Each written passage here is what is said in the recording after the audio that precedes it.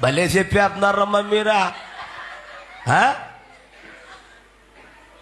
పాపం భర్త మంచోడు కాబట్టి, చాలా ప్రేమైన వ్యక్తి కాబట్టి ఆ పొయ్యి మీద ఉన్న నీళ్లు తెచ్చుకుని పోసుకుంటాడు పాపము.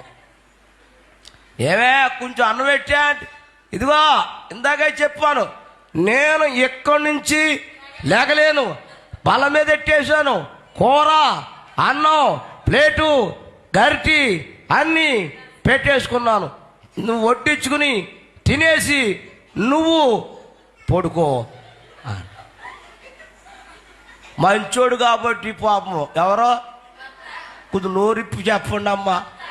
భర్త, అబ్బా నీకెందుకు, నీకు పెళ్ళి అయిందా, నీకేం అవ్వలేదు, వాళ్ళ గొడవ అంతా చెప్పి చెప్పేలా, నీకు పెళ్ళి అవ్వలేదు, ఏం అవ్వలేదు, పుట్టి 3 రోజులు అవ్వలేదు, నువ్వు ఎందుకమ్మా వాళ్ళ గురించి నువ్వు చెప్తావా?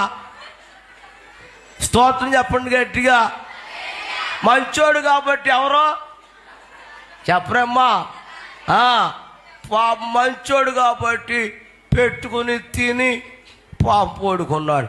అదే కొడుకుడైతే ఏటా నువ్వా అని ఈపు అమ్మా